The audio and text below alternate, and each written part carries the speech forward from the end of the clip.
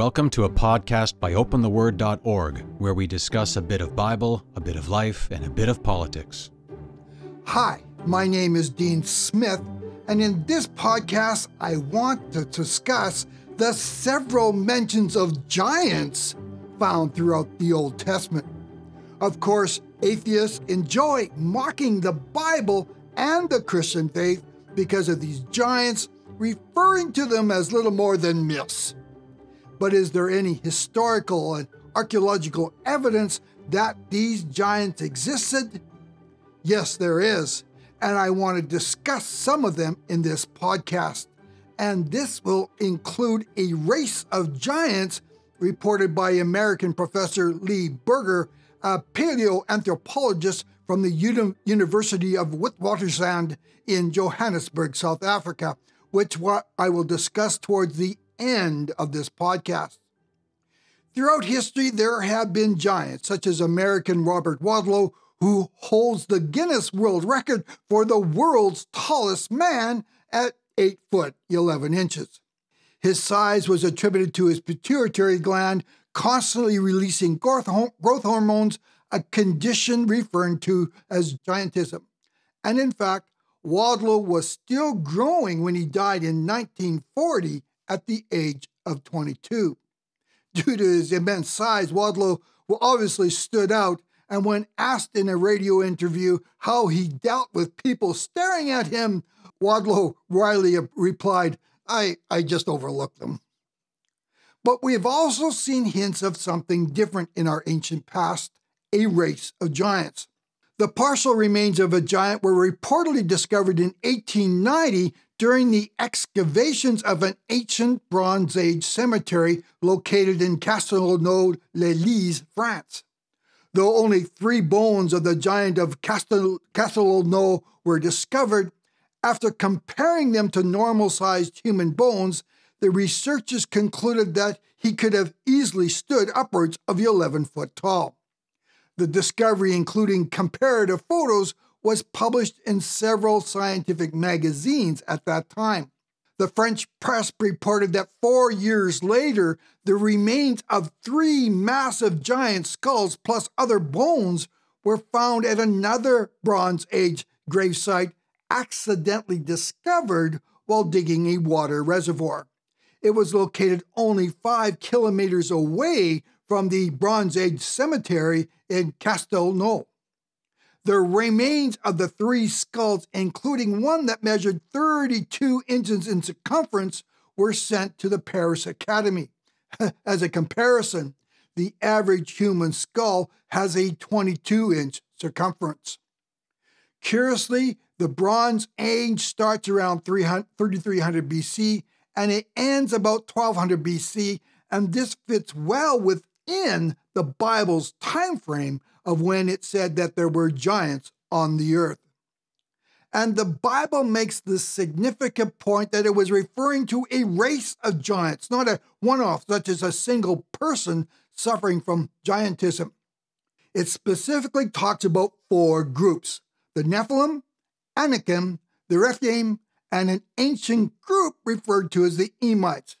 But they all seem to be connected, suggesting that they originated from one race of giants, generally referred to as the Rephaim or Rephites, which literally means a terrible one or a giant. We see this group connection in Deuteronomy, which reads, "The Emites used to live there, a people strong and numerous and as tall as the Anakites.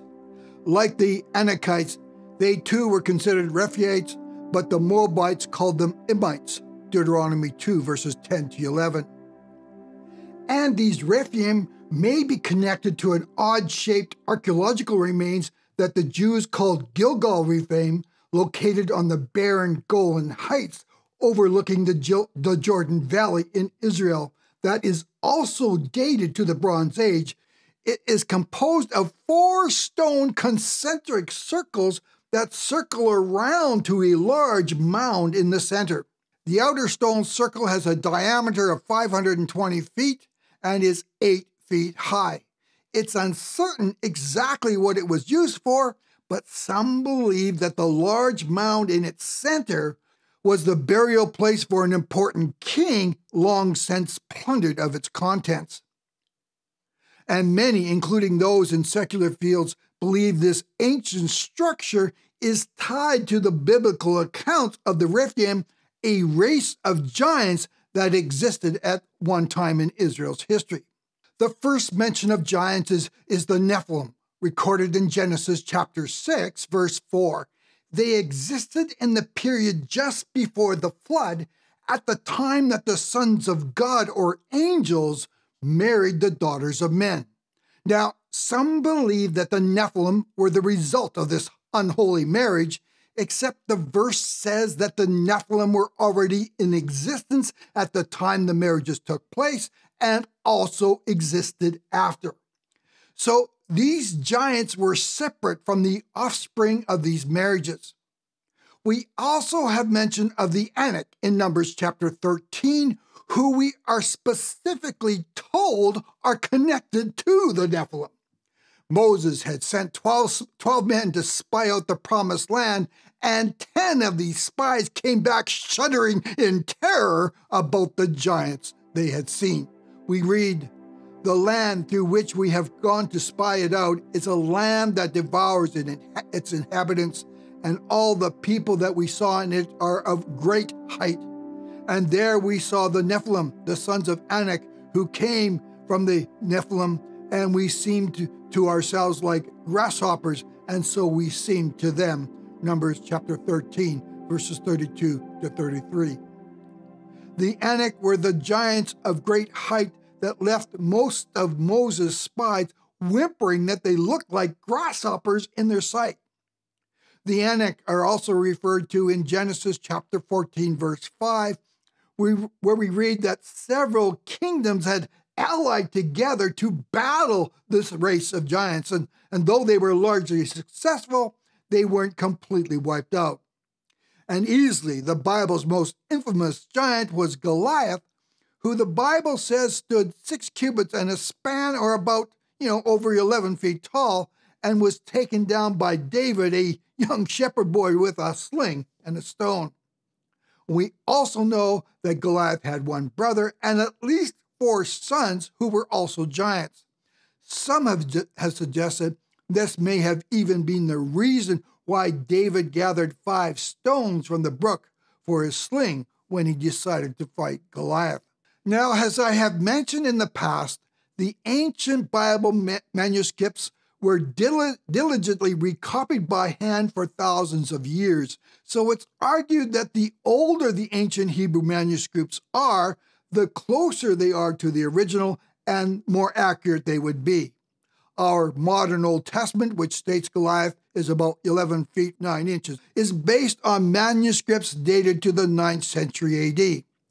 However, the much older Septuagint version of the Old Testament, dated to 250 BC, and the Dead Sea Scrolls, which are manuscripts from the 1st century AD, or the time of Christ, have a slightly different size that will prove significant later on. Both of these much older manuscripts state that Goliath's size was actually 7 feet 9 inches, or 4 cubit and a span. And we need to keep this in perspective because archaeology reveals that the average height of a Jewish male was about 5 foot 1 inch in Jesus' day. Goliath would have towered over the Jewish army. One of the final mentions of giants is in Joshua chapter 12, verse 4, where we have a reference to Og, the king of Bashan, who is described as the last of the Rephaim. We have no idea how big Og was, other than his iron bed was said to be 9 cubits long, or about 13 feet in length. And some have even wondered if Og was buried at the burial mound on the Golan Heights, which was obviously intended for a very important king, because Bashan's territory included this region of Israel.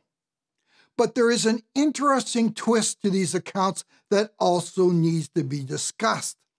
The ancient Jewish historian Josephus, who lived between 37 AD and 100 AD, cited giants in one of his books entitled The Antiquities of the Jews.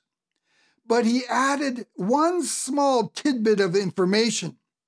Despite their immense size, they also had different facial features than the Jews. Josephus wrote, "For which reason they removed their camp to Hebron, and when they had taken it, they slew all the inhabitants.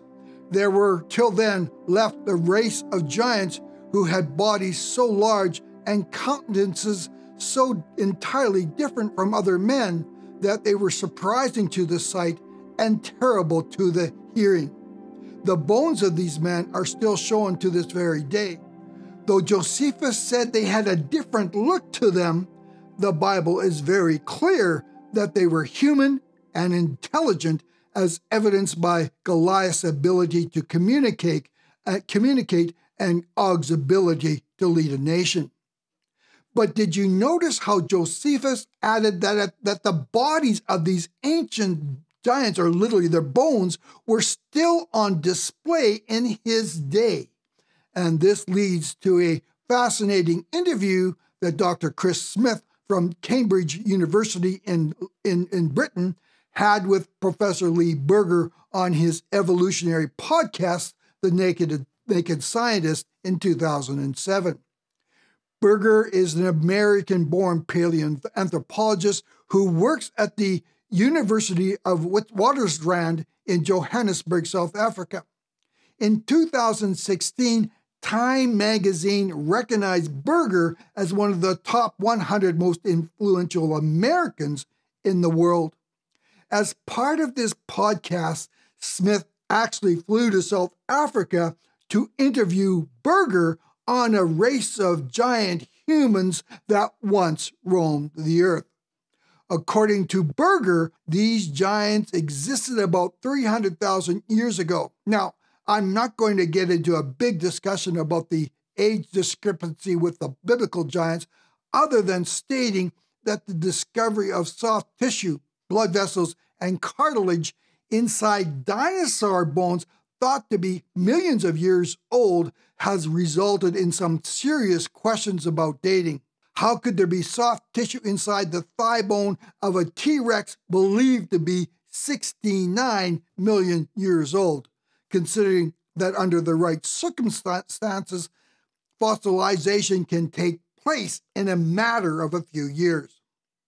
And similar to what Josephus mentioned, Berger then proceeded to show Smith the thigh bones of these giant men that were so large, Berger said it was impossible to calculate how big they actually were. They have even reproduced replicas of their skulls from the fragments that they had discovered. In the interview, Berger stated, quote, "They are huge.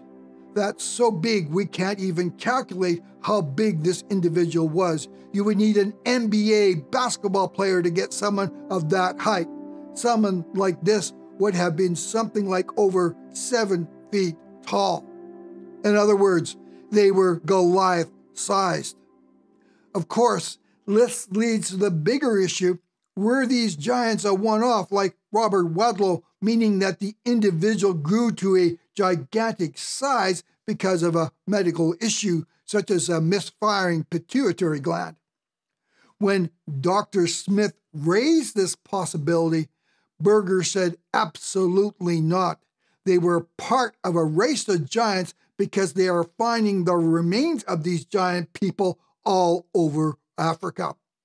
In the interview, Berger told Smith, "No, because we have found a lot of them. Everywhere we find them enormous. These are what we call archaic Homo sapiens. Some people refer to them as Homo heidelbergensis. These individuals are extraordinary. They are giants." Notice how Berger describes them as human, Homo sapiens. Apologetic Press's Dr. Miller adds that Berger's description of this group as being archaic in biblical terms would put them in the pre- and post-flood area. In a follow-up to his interview with Dr. Berger, Dr. Smith added that humanity went through a period of gianticism. He said, One of the most interesting things that the fossil record reveals is that we went through a period of extreme giantism. These were people routinely over 7 feet tall. They were huge. So while the Bible has been mocked relentlessly for its stories about a race of giants, these ancient writers were right all along. Thanks again for joining me on this podcast, and we'll catch you again.